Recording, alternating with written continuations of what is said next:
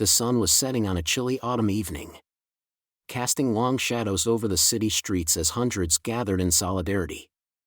Their voices, steady and resolute, reverberated through the air as they held signs and chanted slogans. The community was tired of inequality. Tired of being unheard. Tired of the promises that led nowhere. But tonight, under the dimming sky, they were determined to make their voices echo loud enough to finally bring change. In the middle of the crowd stood Lena James, her face radiant with purpose. She wasn't just any voice in this sea of protesters. Lena was a known figure. A fierce advocate. A warm, compassionate woman who fought tirelessly for her community. She knew the risks. Yet her courage was unbreakable. Her husband, Mason, would have been here by her side if it weren't for his late shift. But Lena had reassured him with a smile. "It's peaceful. I'll be fine." However, lurking at the edges of the protest, shadows grew darker. A line of white police officers, stone-faced and unyielding, watched the crowd with distrustful eyes. Among them were officers with reputations that the community knew all too well, men who viewed these protests as disturbances, not as cries for justice. Their orders were to keep things under control, but some of these officers had no interest in control. They had a thirst for domination, fueled by their prejudice and authority. As the protest continued, tension thickened in the air. The chants grew louder, more urgent. And somewhere, a scuffle broke out. The crowd, tense but calm, suddenly noticed the change. One officer, known as Sergeant Travis, pushed his way forward, his gaze icy, his hand hovering near his baton. Travis was infamous in the community, a man with an itchy trigger finger and a disdain for people like Lena. With his past unpunished acts, he was a reminder of why people like Lena were here, fighting for change. Lena saw him approach but didn't flinch. She held her ground, her eyes blazing with defiance. "This is a peaceful protest," she stated firmly, her voice carrying over the crowd. But her words seemed only to incite him. Travis gave her a cold, unsettling smile. "What's the matter, Missy? Think you can scream loud enough to change anything?" he sneered. Lena, undeterred, raised her voice for everyone to hear. "We're here to make a difference. We're tired of men like you, who silence us with fear. We're done being afraid." The city that once felt familiar now appeared to Mason as a dark labyrinth, hiding secrets in plain sight. In the days following Lena's death, he found himself moving like a shadow through the streets, speaking softly to people who once looked up to him as Lena's husband, a man of integrity and strength. Now, they saw a man carrying a burden heavier than anything he had ever borne. His grief had settled into a quiet, intense fury, and his only focus was on bringing justice for Lena, no matter how long it took or how dangerous the path became. But Mason knew he couldn't rely on his feelings alone. He had spent years in the military, trained to focus, strategize, and pursue a mission with precision. This was no different. Every morning, he woke with a list of tasks in his mind, each step meticulously planned to build his case, brick by brick, until he had something that would force the entire city to confront the truth about Lena's death. He started by reaching out to people who had been at the protest, those who had seen the chaos unfold and were willing to testify. He moved cautiously, aware of the risks of exposing these witnesses too soon. Word had spread that Mason was searching for answers.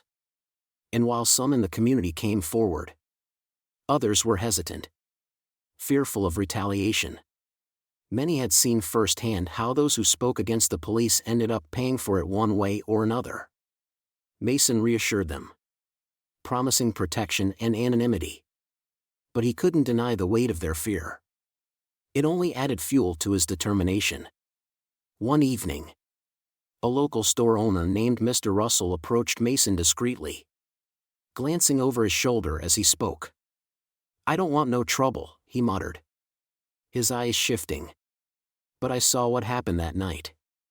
I saw how Travis and his boys went after her. It wasn't just crowd control, it was personal." The store owner handed Mason a small, worn-out flash drive. "It's from the security cameras outside my store. It doesn't capture everything, but you can see them pushing her. See her fall." His voice wavered, and he quickly turned away, disappearing into the shadows before Mason could thank him.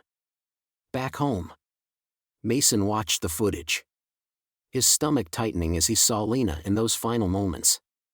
The grainy video showed Travis and his men closing in on the protesters, their batons swinging, Lena's body being jostled by the crowd. Then, he saw her stumble, falling as the officers moved toward her. The footage was damning, but it wasn't enough. He needed more, something irrefutable that would withstand the department's inevitable attempts to discredit and bury it. Mason spent hours, days, reaching out to anyone who might help. Some offered words of support, others handed over more clips, photos, eyewitness accounts. The evidence was stacking up, a silent army of proof against the officers. But Mason knew he was running out of time. Already, rumors were circulating that the department was launching an internal investigation, a phrase Mason knew was code for cover-up. Then, one night, he received an unexpected visitor. Clara, a young woman who had been a friend of Lena's and was known in the community as a relentless activist, came to him, her face pale but her expression determined. "I found something," she whispered, handing him a slim notebook. Inside were handwritten notes, records of complaints filed against Travis and his team. Each entry was a horrifying testament to the abuse and misconduct that had gone unpunished.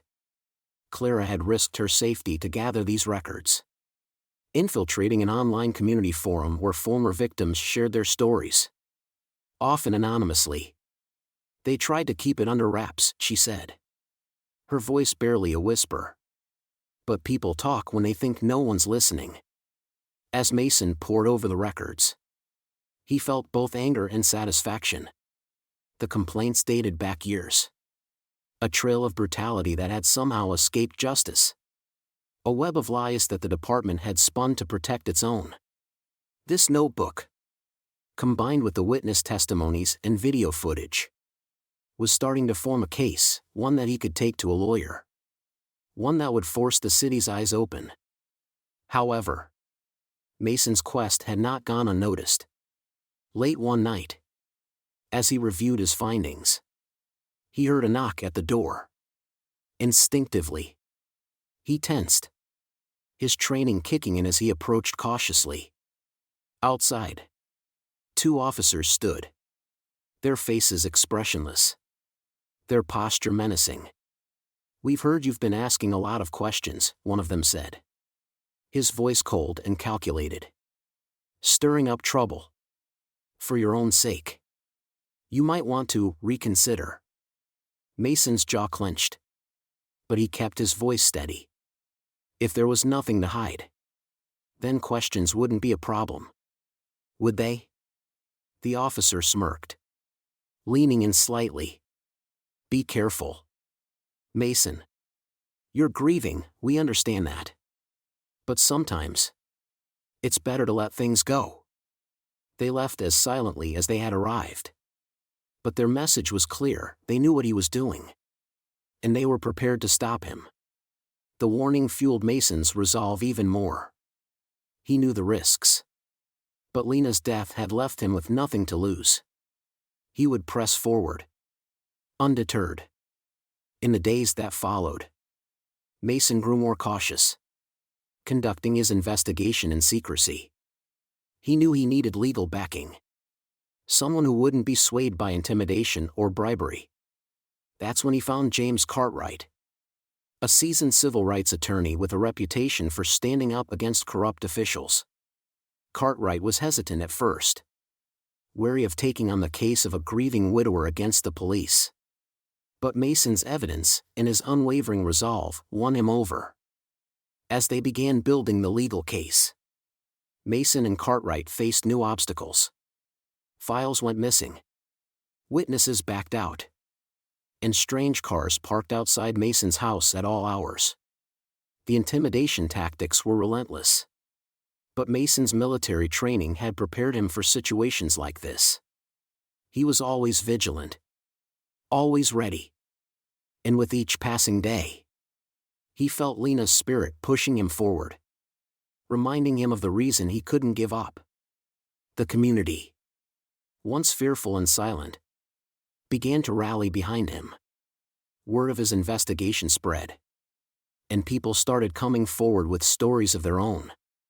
Mason and Cartwright carefully documented each one, creating a mosaic of evidence that depicted a deeply rooted pattern of abuse. Slowly but surely, the case was taking shape. But the closer Mason got to the truth, the more dangerous his path became. He received anonymous threats. Notes slipped under his door at night. Cryptic messages warning him to stop. And yet, none of it deterred him. He was relentless.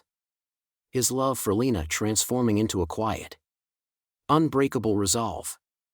One evening, as he and Cartwright reviewed the latest pieces of evidence, Cartwright looked at Mason, a glint of admiration in his eyes. "I've never seen anyone go this far. Mason, whatever happens in that courtroom, you've already done something incredible." Mason's gaze was steady, a mix of sadness and strength. "I'm just doing what Lena would have done if it were me. She deserves this. Our community deserves this." As they prepared for the courtroom battle ahead, Mason felt a strange calm settle over him. He had climbed a mountain of sorrow and anger, channeled it into something that would honor Lena's memory. Now, he was ready to confront those who had taken her from him, ready to bring their darkness into the light. In the quiet of that night, with stacks of evidence surrounding him, Mason knew he was close. But he also understood that the most dangerous part of his journey was still ahead. He could feel the weight of the system pressing down on him, a force that would fight to protect itself at any cost. Yet, no matter what lay ahead, Mason was prepared. For Lena, for the community, and for the truth, he would see this through to the end. The stage was set. And soon, the city would be forced to face the reckoning he had spent every waking moment preparing for. Her words struck a chord, rippling through the crowd like a spark to dry tinder. But that spark had unintended consequences. In an instant, the officers advanced, batons drawn, shouting commands. The crowd, taken by surprise, tried to hold its ground. But the police pushed forward, indiscriminately shoving and swinging. Lena's world spun as she was caught in the surge. She saw friends and neighbors tripping, falling, and heard the sounds of pain and panic around her. Before she could react, she felt a sharp blow to her side, and the world blurred. She stumbled, gasping for air, feeling her strength wane as she fell to her knees. Her last thought was of Mason, his face, his warmth, the life they'd built together, and then darkness overtook her. The aftermath was a scene of horror. As the crowd dispersed, the terrible truth became clear. Lena James was gone. Her life extinguished in the chaos meant to silence her. The community, once united by hope, was now engulfed in shock, grief, and rage. When Mason arrived, his world shattered. He saw her lifeless form, felt the hollow emptiness where her vibrant spirit had once thrived. It was a sorrow too deep for words. And in that grief, Something else ignited within him, a determination as fierce as any battle he'd ever fought. He had spent years serving his country, fighting for justice and freedom. But now the fight had come home. This wasn't just about Lena, it was about every voice she had fought for. Every life that deserved respect and equality. In the days that followed, the authorities scrambled, labeling the tragedy as an unfortunate accident. But Mason knew better. He saw through the lies, the cover-ups, and the familiar faces of the officers he had seen in passing, the very ones responsible for his wife's death. And so, with a quiet resolve that burned brighter than any rage, Mason vowed to expose the truth. He would honor Lena's legacy. Not with words or peaceful protests, but with relentless justice. He would hunt down every shred of evidence, confront every guilty face, and use every ounce of his strength and intelligence to bring Lena's killers to justice. For Mason, this was no longer just a fight for justice, it was a mission. And in that moment, as he stood alone in the darkness, he knew that nothing, not even the walls of power and corruption, would stand between him and the truth. The city had a heartbeat of its own that evening. It was an electric hum, pulsing through the gathering crowd as they filled the city square. Hundreds of voices rose and fell, echoing through the narrow streets like a call for justice that no wall could silence.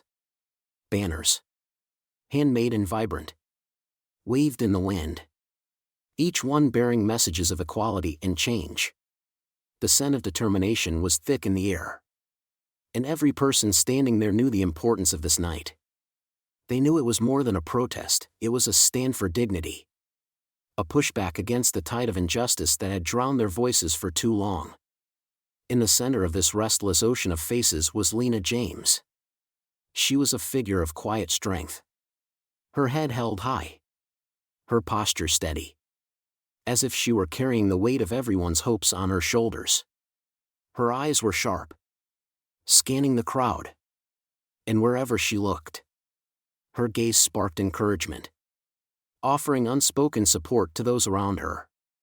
This wasn't her first protest, nor would it be her last. She had often told her husband, Mason, one voice is enough to start a movement, but 1,000 voices can create change, she'd say. That warm, reassuring smile always on her face. Tonight, she wore her usual protest outfit, a simple black coat and a scarf that Mason had given her years ago. It was a gift. Something small but meaningful, reminding her of him whenever she wore it. But Mason wasn't here tonight. His job had pulled him into another late shift. And though he had worried, Lena had assured him it was peaceful and that she'd be safe. She had felt no fear when she kissed him goodbye that evening, her heart full of purpose and hope. But as the evening wore on, a tension began to brew. Subtle but unmistakable. An undercurrent of unease creeping into the crowd. It started with a group of police officers lining up along the edges of the square. They wore heavy riot gear, helmets that hid their expressions, and stood stiffly, watching the protesters with unblinking eyes. Among them was Sergeant Travis, a man infamous for his merciless tactics. Travis's face was set in a cold, almost gleeful expression as he watched the crowd. Some people in the crowd noticed the officers and shifted uneasily. But Lena, aware of the eyes on her, held her ground. Her voice rang out, strong and unwavering, leading chants that rose and fell like waves crashing against the walls of oppression. Equality for all, she shouted, her voice carrying, drawing others into the chant. Louder and louder until the entire square resonated with the force of their demands. But Travis and his men weren't impressed. To them, the crowd was nothing more than a nuisance. Travis watched Lena closely, his gaze narrow, his posture stiffening each time her voice rose. He couldn't stand seeing her there. A black woman so unafraid, so unapologetically defiant. She represented everything he resented. And he was itching to remind her, and everyone else there, of their place. Travis took a step forward. And his men followed. Their presence looming. Edging closer and closer to the crowd. Lena noticed the shift. Her instincts on high alert. Her heart raced. But she showed no fear. Instead, she lifted her chin and addressed the officers directly. "We're here for justice," she called out. Her voice calm yet commanding. "We're here because we deserve the same respect you demand. We're peaceful. And we won't be silenced." For a moment, the square fell into a hush. The crowd watched Lena, inspired by her courage. But then, the silence was broken by Travis's mocking voice, dripping with contempt. "Is that so?" he sneered, stepping closer. "You think a few chants and some fancy signs are going to change anything?" His words cut through the air like a knife. But Lena didn't flinch. She met his gaze with a fire that made even some of the officers pause. "It's not just words," she said firmly. "It's a promise. We're here for the long haul. We're not going anywhere." Travis's face hardened. He gestured to his men. And they stepped forward as a group, forming a line that began to press into the crowd. The peaceful protest turned tense. The air thick with a sense of impending chaos. People started shifting. Voices rising in confusion and fear. As officers moved in closer, their batons drawn, a voice from the crowd shouted, "Stay strong." But the crowd was already growing restless. The threat of violence looming too close. Lena tried to calm them, raising her hands. "Stay together," she urged. "We're here for each other. Don't let them scare us." But her words were cut short as Travis and his men surged forward, shoving through the crowd. Screams filled the square as people tried to retreat. But the officers blocked their way, striking out with brutal force. Lena felt herself shoved, caught in the crush of bodies. She struggled to stay on her feet, her mind racing. But she was knocked off balance, stumbling to her knees. Just as she tried to rise, a sudden, searing pain exploded in her side as a baton struck her ribs. Her vision blurred. Her breath caught. And for a moment, she felt her strength drain away. She fell forward, her world dimming. Through the haze of pain, she heard distant shouts, cries for help. But they grew faint, distant. As her consciousness slipped away, Mason arrived at the square, pushing through the onlookers, his heart pounding as he saw the remnants of the protest. The banners lay scattered, trampled, stained with blood. The air was thick with the smell of fear, the metallic taste of violence lingering in his mouth. Then he saw her, Lena, lying still, surrounded by the remnants of her fight.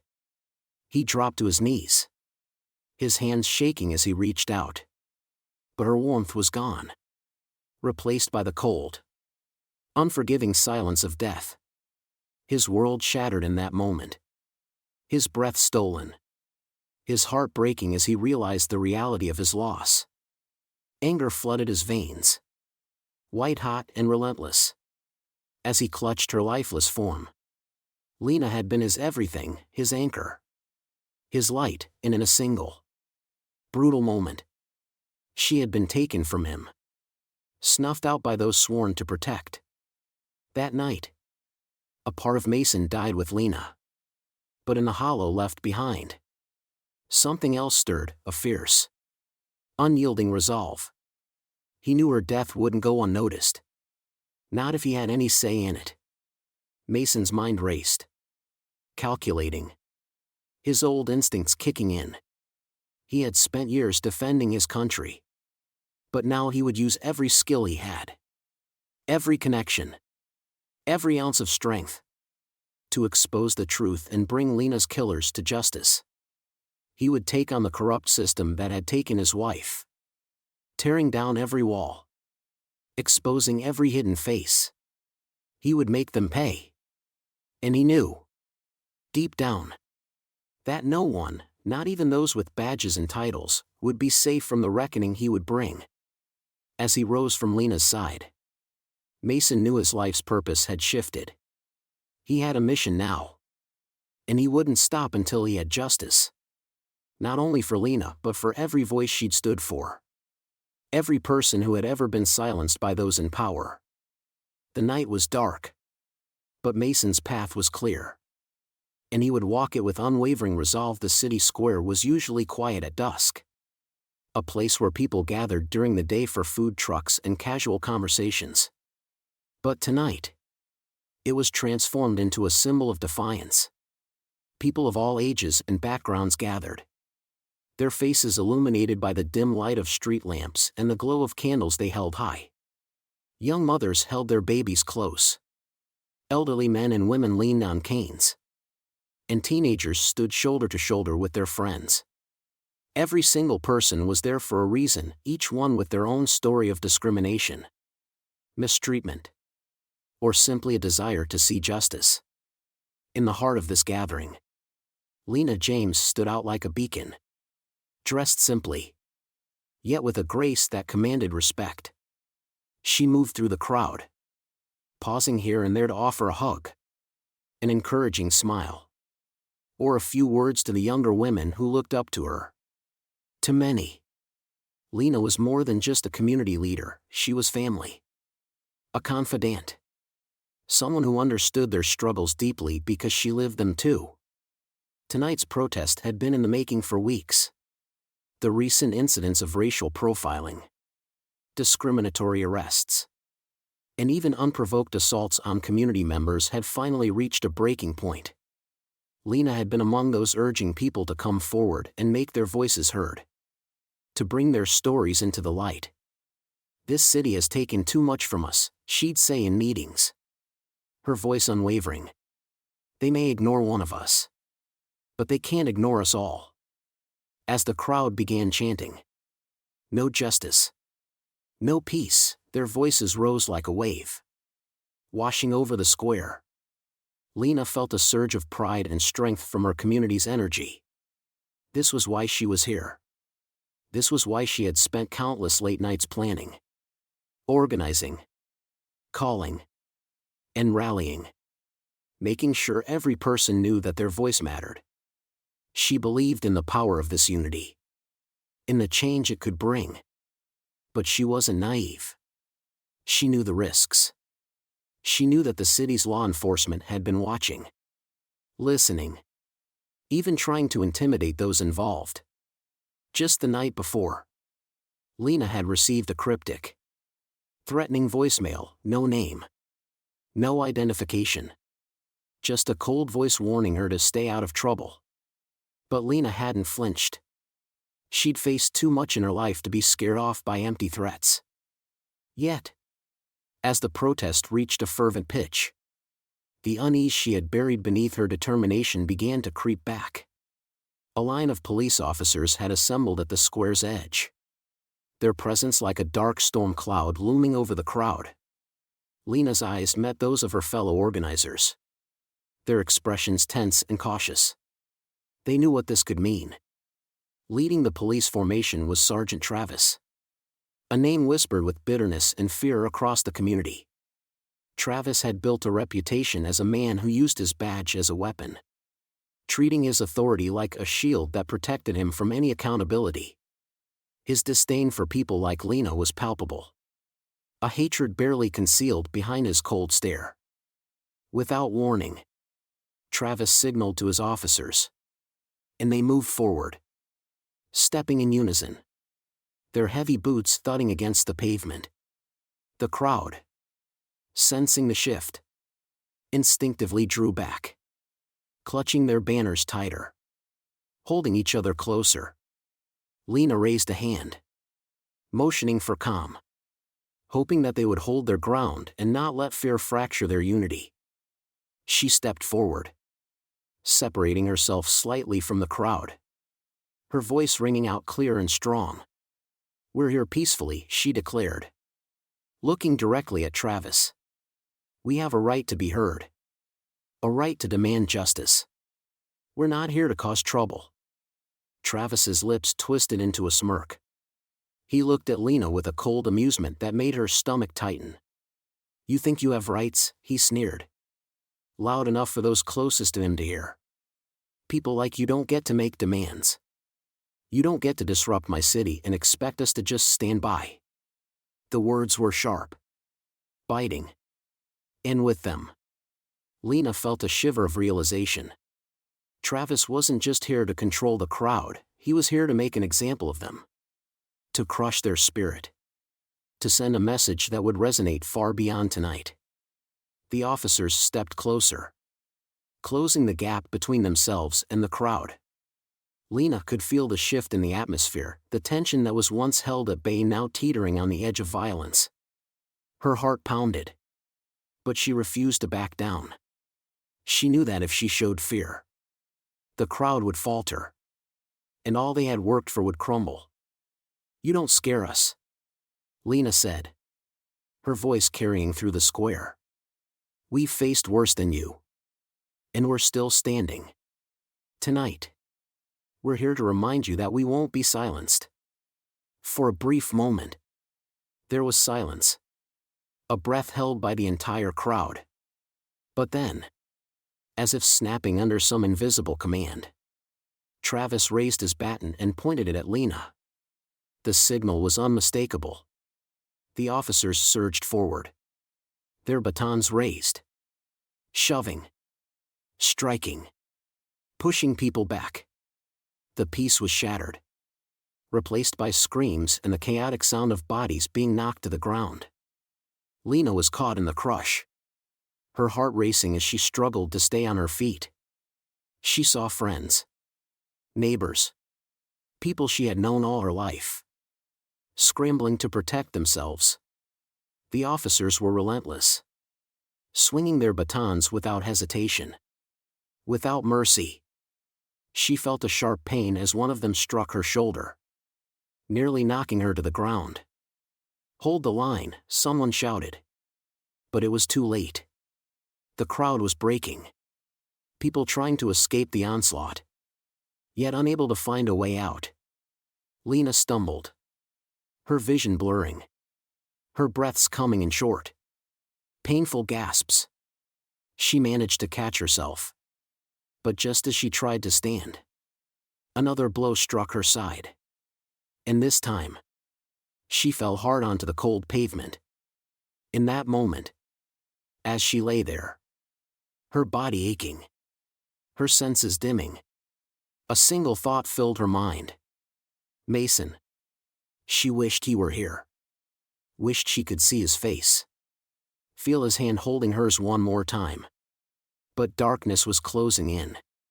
And Lena's last memory was of his voice, his warmth, the life they had built together, and the dreams they'd shared when Mason arrived at the square. The scene that greeted him was one he would never forget. He pushed through the remaining crowd, his heart pounding as he scanned the area for any sign of Lena. People were scattered, some holding each other, others sitting in stunned silence. The air was thick with a stillness that felt wrong, unnatural. He saw the officers, watched them as they retreated, their faces expressionless, some even looking smug. Mason's hands clenched, his jaw set. But he forced himself to focus on finding Lena. He moved quickly, his breath catching in his throat when he saw a group of people huddled together, their eyes filled with grief. Then he saw her, Lena, lying motionless on the pavement, her face peaceful, her spirit gone. Mason fell to his knees, his whole world collapsing as he reached out to touch her. The warmth that had always been there was gone, replaced by the cold, unfeeling silence of death. For a long time, Mason didn't move, didn't speak. His mind was a storm, his heart torn between unbearable grief and a fury that threatened to consume him. Lena had been his light. His reason. His everything. And now, in a single, brutal act, she had been taken from him. As he sat there, holding her hand, a terrible, quiet resolve took root within him. He wasn't just going to mourn her, he was going to avenge her. He would expose the truth. Reveal the darkness hidden behind the badges and uniforms of those responsible. He would make them pay. Every last one of them. In that moment, Mason knew that his life would never be the same. He was no longer just a man grieving for his wife, he was a force. A storm waiting to be unleashed. And he would not rest until every person involved in Lena's death faced the justice they had tried so hard to deny. The night was dark. But within Mason, a light of fierce determination burned brighter than ever before. He would walk this path for Lena. For his community. And for every life her fight had represented. And he would not stop. No matter the cost, the city that once felt familiar now appeared to Mason as a dark labyrinth. Hiding secrets in plain sight. In the days following Lena's death, he found himself moving like a shadow through the streets. Speaking softly to people who once looked up to him as Lena's husband. A man of integrity and strength. Now, they saw a man carrying a burden heavier than anything he had ever borne. His grief had settled into a quiet, intense fury. And his only focus was on bringing justice for Lena. No matter how long it took or how dangerous the path became. But Mason knew he couldn't rely on his feelings alone. He had spent years in the military. Trained to focus, strategize, and pursue a mission with precision. This was no different. Every morning, he woke with a list of tasks in his mind. Each step meticulously planned to build his case. Brick by brick. Until he had something that would force the entire city to confront the truth about Lena's death. He started by reaching out to people who had been at the protest. Those who had seen the chaos unfold and were willing to testify. He moved cautiously. Aware of the risks of exposing these witnesses too soon. Word had spread that Mason was searching for answers. And while some in the community came forward, others were hesitant. Fearful of retaliation. Many had seen firsthand how those who spoke against the police ended up paying for it one way or another. Mason reassured them, promising protection and anonymity. But he couldn't deny the weight of their fear. It only added fuel to his determination. One evening, a local store owner named Mr. Russell approached Mason discreetly, glancing over his shoulder as he spoke. "I don't want no trouble," he muttered, his eyes shifting. "But I saw what happened that night. I saw how Travis and his boys went after her. It wasn't just crowd control, it was personal." The store owner handed Mason a small, worn-out flash drive. "It's from the security cameras outside my store. It doesn't capture everything. But you can see them pushing her. See her fall," his voice wavered. And he quickly turned away, disappearing into the shadows before Mason could thank him. Back home, Mason watched the footage. His stomach tightening as he saw Lena in those final moments. The grainy video showed Travis and his men closing in on the protesters. Their batons swinging. Lena's body being jostled by the crowd. Then, he saw her stumble, falling as the officers moved toward her. The footage was damning. But it wasn't enough.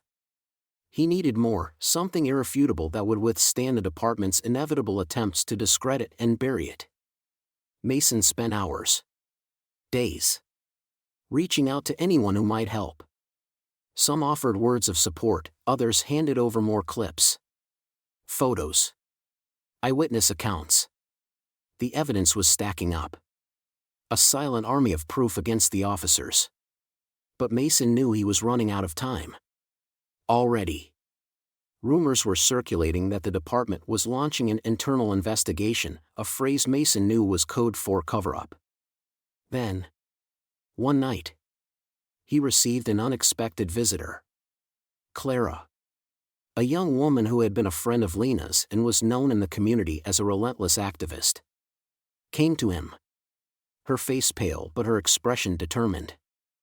"I found something," she whispered, handing him a slim notebook.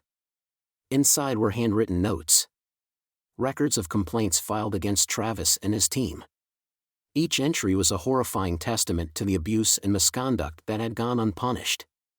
Clara had risked her safety to gather these records, infiltrating an online community forum where former victims shared their stories, often anonymously. "They tried to keep it under wraps," she said, her voice barely a whisper. "But people talk when they think no one's listening." As Mason pored over the records, he felt both anger and satisfaction. The complaints dated back years. A trail of brutality that had somehow escaped justice. A web of lies that the department had spun to protect its own. This notebook, combined with the witness testimonies and video footage, was starting to form a case, one that he could take to a lawyer. One that would force the city's eyes open. However, Mason's quest had not gone unnoticed. Late one night, as he reviewed his findings, he heard a knock at the door. Instinctively, he tensed, his training kicking in as he approached cautiously. Outside, 2 officers stood, their faces expressionless, their posture menacing. "We've heard you've been asking a lot of questions," one of them said, his voice cold and calculated. "Stirring up trouble. For your own sake, you might want to reconsider." Mason's jaw clenched, but he kept his voice steady. If there was nothing to hide, then questions wouldn't be a problem. Would they? The officer smirked, leaning in slightly. "Be careful, Mason. You're grieving, we understand that. But sometimes, it's better to let things go." They left as silently as they had arrived. But their message was clear, they knew what he was doing. And they were prepared to stop him. The warning fueled Mason's resolve even more. He knew the risks. But Lena's death had left him with nothing to lose. He would press forward, undeterred. In the days that followed, Mason grew more cautious, conducting his investigation in secrecy. He knew he needed legal backing. Someone who wouldn't be swayed by intimidation or bribery. That's when he found James Cartwright, a seasoned civil rights attorney with a reputation for standing up against corrupt officials. Cartwright was hesitant at first, wary of taking on the case of a grieving widower against the police. But Mason's evidence and his unwavering resolve won him over. As they began building the legal case, Mason and Cartwright faced new obstacles. Files went missing. Witnesses backed out. And strange cars parked outside Mason's house at all hours. The intimidation tactics were relentless. But Mason's military training had prepared him for situations like this. He was always vigilant, always ready. And with each passing day, he felt Lena's spirit pushing him forward, reminding him of the reason he couldn't give up. The community, once fearful and silent, began to rally behind him. Word of his investigation spread, and people started coming forward with stories of their own. Mason and Cartwright carefully documented each one, creating a mosaic of evidence that depicted a deeply rooted pattern of abuse. Slowly but surely, the case was taking shape. But the closer Mason got to the truth, the more dangerous his path became. He received anonymous threats. Notes slipped under his door at night. Cryptic messages warning him to stop. And yet, none of it deterred him. He was relentless.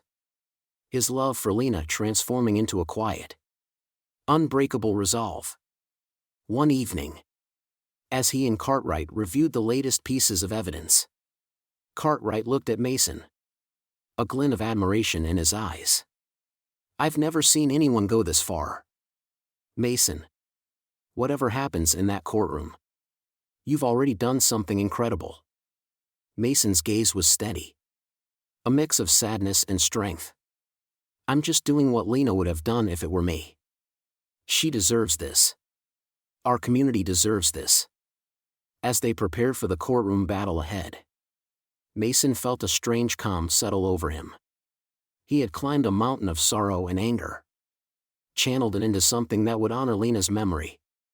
Now, he was ready to confront those who had taken her from him, ready to bring their darkness into the light. In the quiet of that night, with stacks of evidence surrounding him, Mason knew he was close. But he also understood that the most dangerous part of his journey was still ahead. He could feel the weight of the system pressing down on him, a force that would fight to protect itself at any cost. Yet, no matter what lay ahead, Mason was prepared. For Lena, for the community, and for the truth. He would see this through to the end. The stage was set. And soon, the city would be forced to face the reckoning he had spent every waking moment preparing for as days turned into weeks.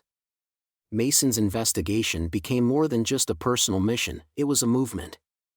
The community, still reeling from Lena's death, began to rally around him in ways he hadn't anticipated. People he'd barely spoken to before were now reaching out, offering stories, support, and even resources. Some local activists had set up a Justice for Lena fund, helping him with legal fees and providing a safe place for witnesses to meet and share their experiences. This growing support gave Mason hope. But he knew better than to let his guard down. With each new piece of evidence, he was stepping deeper into dangerous waters. The threats continued, becoming more invasive. One evening, as Mason returned home from a late meeting with James Cartwright, his attorney, he noticed his front door slightly ajar. He approached cautiously, his instincts on high alert. Inside, he found his living room torn apart, papers scattered, drawers upturned, pictures of Lena shattered on the floor. It was a clear message. The people he was fighting had no boundaries. No hesitation about invading his personal life to instill fear. But instead of intimidating him, it fueled his resolve even more. When he met with Cartwright the next morning, the lawyer's face was drawn with worry. Mason, they're getting desperate. Breaking into your home, this is serious. We should consider some form of security. Mason nodded. But his mind was already racing ahead. Desperate means they're scared. They know we're closing in on something they can't hide. That means we're on the right track. Cartwright studied him, impressed by Mason's resilience. But the danger was undeniable. The more evidence they gathered, the more those in power pushed back. Officials who had once seemed neutral were now avoiding his calls. And several potential witnesses suddenly became unreachable. It was clear that the web of influence protecting these officers was more complex and entrenched than Mason had realized. Still, Mason pressed forward, meticulously piecing together every detail of that fateful night. He revisited the grainy footage from Mr. Russell's store, zooming in on every face, every movement. He discovered that there had been bystanders recording with their phones before the police confiscated them. With Cartwright's help, he tracked down 2 individuals who still had the footage saved in hidden files. This new footage, though shaky and partially obstructed, captured the officers clearly, particularly Sergeant Travis, closing in on Lena with a level of aggression that left no doubt about their intentions. One of the most pivotal moments came when Tommy Lee, a former police officer who had worked under Travis, reached out to Mason anonymously. Tommy had left the force years ago, unable to stomach the culture of corruption. But he knew details about the officers and the system Mason was up against. In a clandestine meeting in a parking garage, Tommy passed Mason a small folder of files he'd saved from his time in the department. The files contained internal complaints against Travis and several other officers. documents that had been mysteriously dismissed or lost in the system. These guys think they're untouchable, Tommy warned in a hushed tone. They've got friends in high places. Mason. Even the people you'd think are on your side might be against you. Mason took the folder with a nod of gratitude. Thank you, Tommy. You have no idea how much this means. As he drove back that night, Mason felt a sense of both progress and peril. He was inching closer to the truth. But the stakes were rising. He'd become the center of a storm that was growing too big to contain. And he knew he couldn't stop now. Not with so much evidence in his hands. Over the next few days, Mason and Cartwright prepared a preliminary case. They started drafting a series of legal actions, beginning with a petition to open a formal investigation.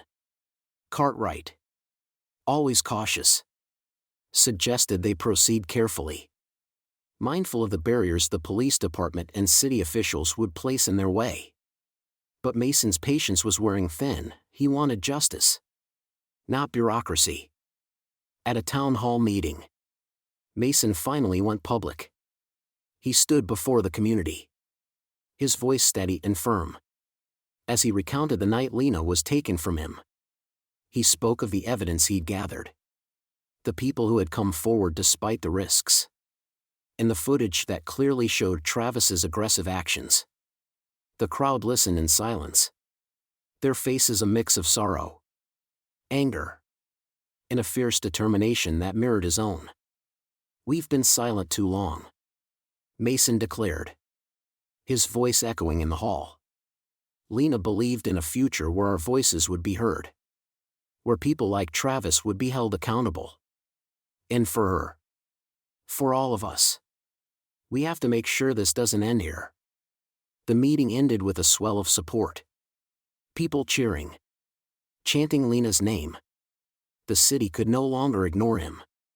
The movement had taken root. But that night, as Mason returned home, he found another message waiting for him.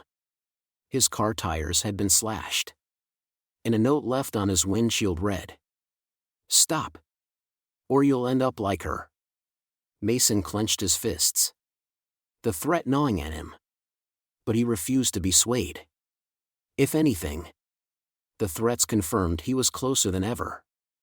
The following morning, Mason and Cartwright submitted the case for review, backed by the new evidence they gathered. The initial hearing was set for a month later, a small victory. But a victory nonetheless. Mason knew this was only the beginning. Now, it was a matter of surviving the pressure, the intimidation, and the relentless pushback from those who wanted the truth buried. As the court date approached, Mason found himself spending long nights at his dining table, surrounded by stacks of files, videos, and witness statements. He'd gaze at Lena's photo on the wall, her warm smile looking back at him, reminding him of why he was doing this. In those quiet moments, he would whisper to her, promising that he wouldn't give up until justice was served. And then, just days before the hearing, he received an unexpected call. A young officer from Travis's unit, Officer Rachel Evans, wanted to meet him. They met in a secluded park, Rachel's face pale and her eyes filled with fear. She confessed that she had seen everything that night, that she knew exactly what Travis had done. But she was terrified of coming forward. She'd been warned by her superiors that speaking out would ruin her career, that she'd be blacklisted from law enforcement. "Rachel," Mason said gently, "I understand how scary this is. But you have a choice. You can help us stop this from happening again.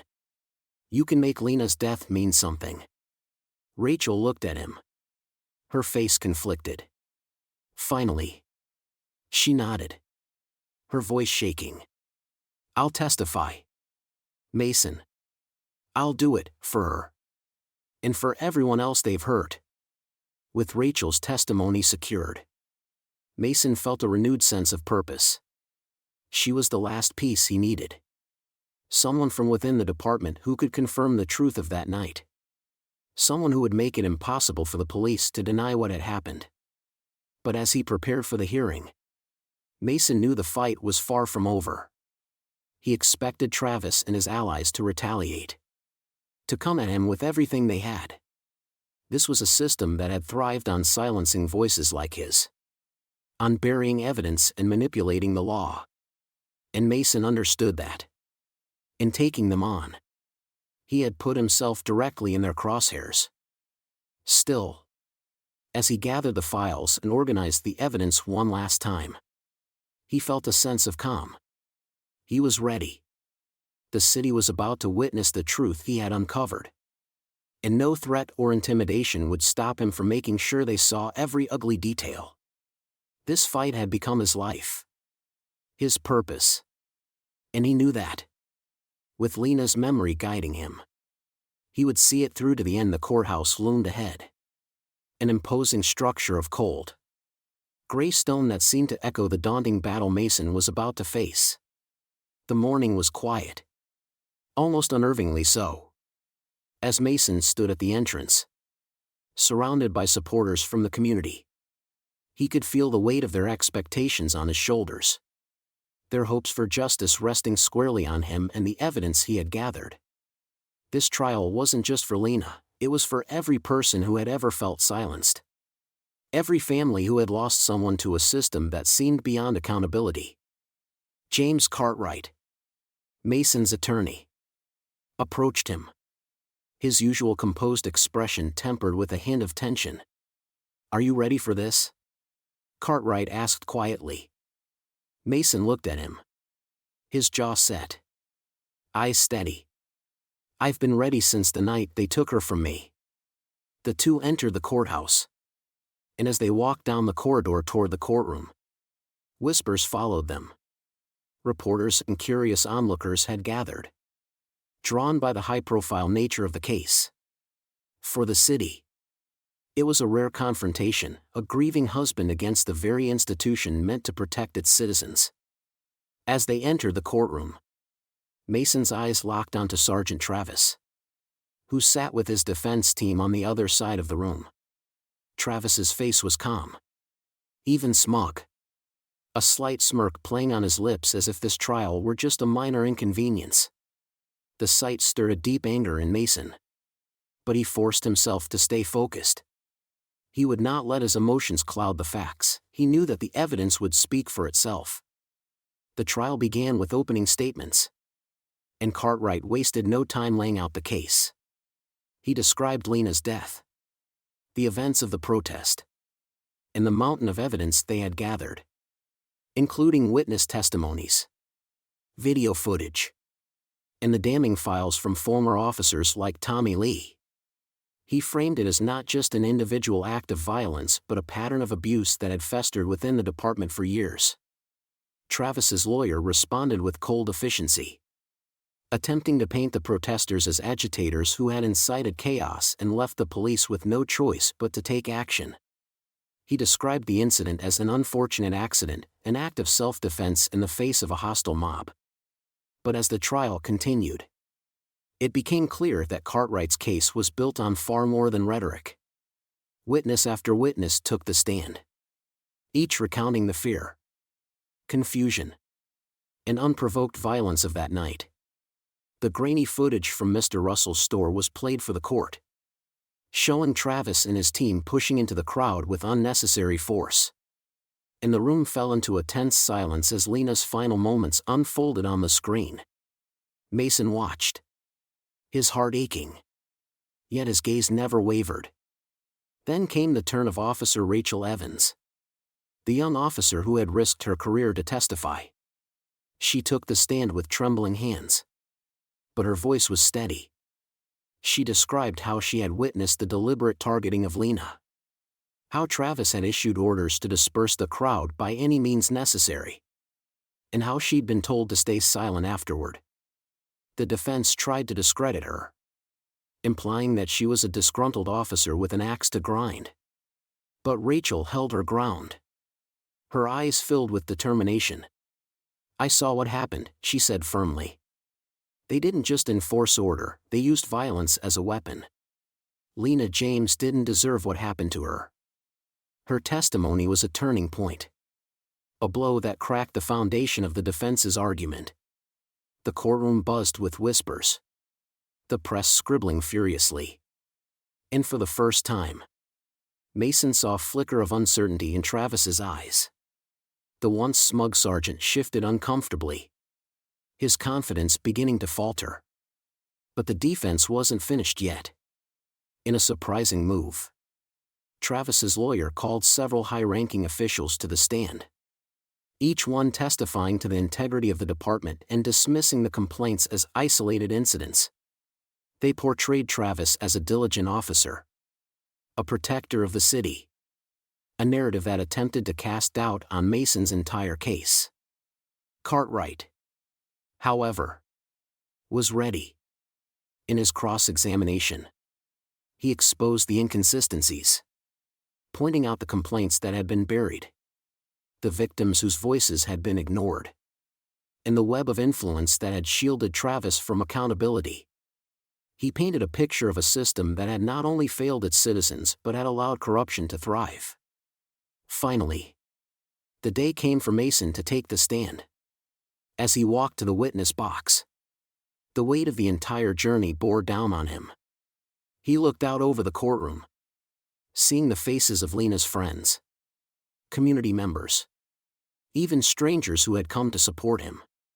But most of all, he saw Lena, her memory alive in every detail, every word he spoke. In his testimony, Mason recounted his investigation, the evidence he had uncovered, and the lengths he'd gone to for the truth. He spoke of Lena, the love they had shared, the future they had planned, and the hole her death had left in his life. His words were calm, measured, but they carried a weight that filled the room, a sorrow that no one could deny. By the time he finished, there wasn't a dry eye in the courtroom. Even the judge looked moved, his gaze lingering on Mason with a rare empathy. The defense had no questions. They knew that cross-examining a man speaking from the depths of his grief would only weaken their case. As the trial neared its conclusion, Cartwright delivered a powerful closing statement. He reminded the court of the evidence, the testimonies, the footage, and the years of unaddressed complaints.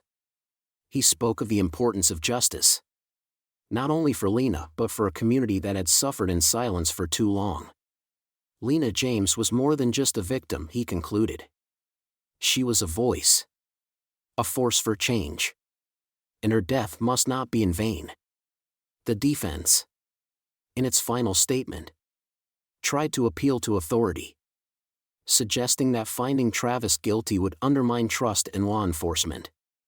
But the courtroom was unconvinced. The evidence had spoken louder than any argument, revealing the truth that could no longer be ignored. After days of deliberation, the jury returned with their verdict. The room held its breath as the foreperson stood, the silence so thick it felt as if time itself had stopped. We, the jury, find the defendant, Sergeant Travis, guilty of assault, misconduct, and wrongful death.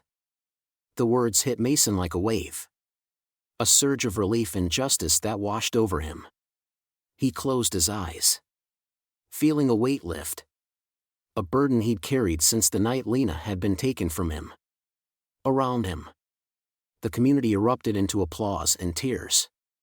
Lena's fight, their fight, had not been in vain. In the days that followed, the impact of the trial rippled across the city. The police department faced an internal investigation. Officials who had turned a blind eye were suspended, and reforms were implemented to ensure greater accountability.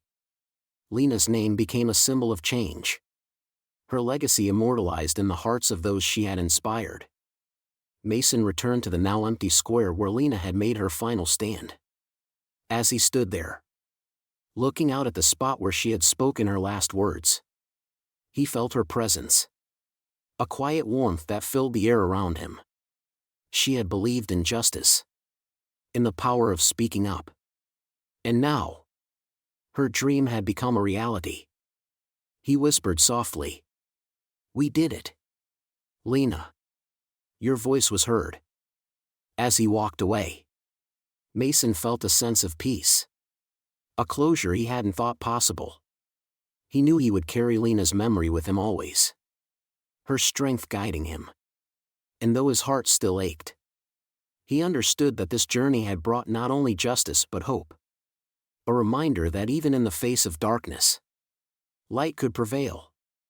In the end, Mason's fight had become more than just a battle for justice, it had become a testament to love, resilience, and the power of a single voice to change the world. The courtroom buzzed with tension as the final verdict settled over the room. For Mason, the declaration of Travis's guilt felt surreal.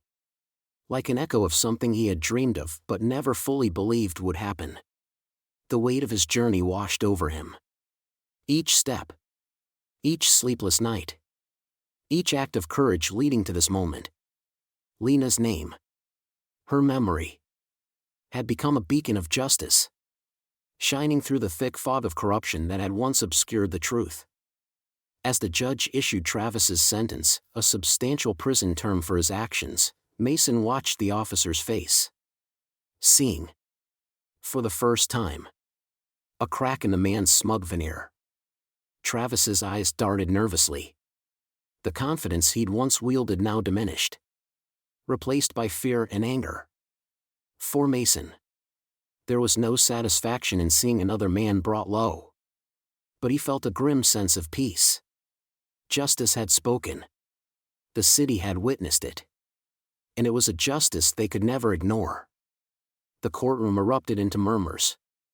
The quiet hum of relief and gratitude from those who had supported Mason through his fight. Friends, family, and even strangers who had been touched by Lena's story gathered around him, offering handshakes, embraces, and words of comfort. Among them was Rachel Evans, the young officer whose testimony had been pivotal. She approached Mason, her face both somber and hopeful. "You did it, Mason," she said softly, her voice laced with admiration. "You gave her the justice she deserved." Mason smiled gently, his eyes filled with gratitude. "We did it, Rachel. All of us. Lena's memory lives because of every person who stood up, who believed in what was right." Over the next few days, the impact of the trial rippled through the city, sparking a wave of investigations into the department.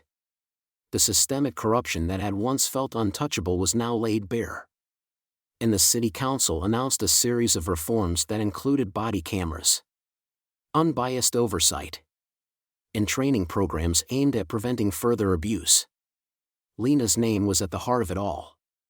And the city found itself transformed by her legacy. Mason, however, felt an odd quietness settle over him in the days following the verdict. For so long, he had been driven by the need for justice, by the fire of grief and anger that had kept him pushing forward. Now, with that chapter closed, he felt a strange emptiness, a calm that left him both relieved and uncertain. One evening, he found himself returning to the square where Lena had taken her final stand. The city had recently erected a modest but beautiful memorial, a plaque inscribed with Lena's name and a quote from her last speech, "We will not be silenced. For justice belongs to all." Flowers and candles surrounded the memorial, left by people who had come to pay their respects. As he stood there, gazing at the plaque, Mason felt Lena's presence. He remembered her laughter, her warmth, her unwavering belief in people's potential to change. She had been more than his wife, she had been his inspiration, his light. And though she was gone, he knew that her spirit lived on, not only in him but in the community she had loved so fiercely. A familiar voice interrupted his thoughts. It was Clara. the young activist who had been Lena's friend and ally. She walked up beside him, looking at the plaque with tear-filled eyes.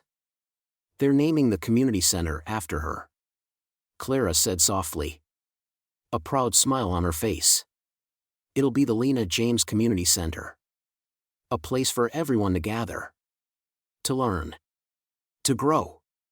Just like she wanted." Mason's heart swelled. Lena had always dreamed of a safe space for young people.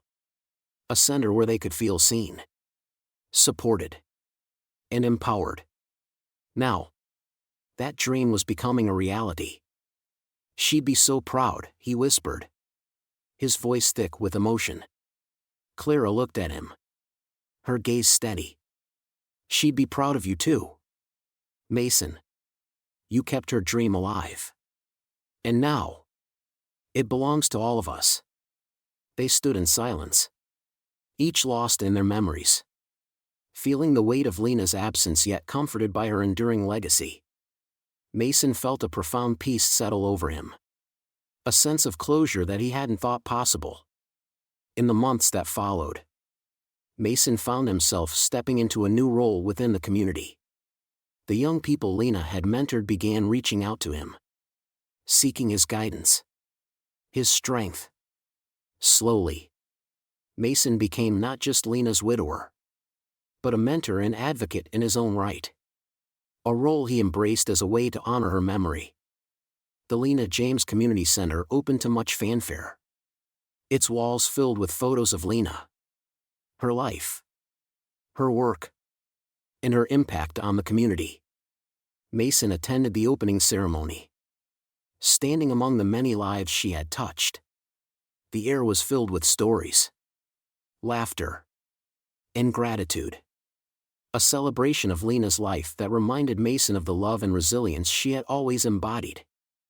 As he left the center that evening, he felt a lightness he hadn't felt in a long time. Lena's journey for justice was complete, but her legacy was only beginning. She had become a symbol of hope and courage, a reminder that even one person, armed with love and conviction, could make a difference. On the anniversary of Lena's death, Mason returned to the courthouse steps, a place that had once represented the uphill battle he had faced. Now, it felt like a monument to her victory. He closed his eyes, whispering a silent thank you to Lena, knowing that she had been with him every step of the way. In that moment, he understood something powerful, though grief had brought him to his knees. Love had given him the strength to rise again. And now, as he looked toward a future filled with the echoes of Lena's voice and the resilience she had inspired, he knew he would carry her legacy forward, not as a burden, but as a light. Mason walked away from the courthouse that night, his steps steady, his heart open.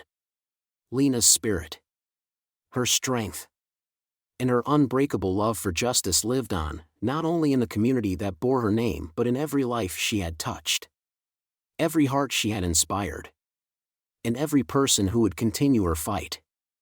The city was forever changed. And so was Mason.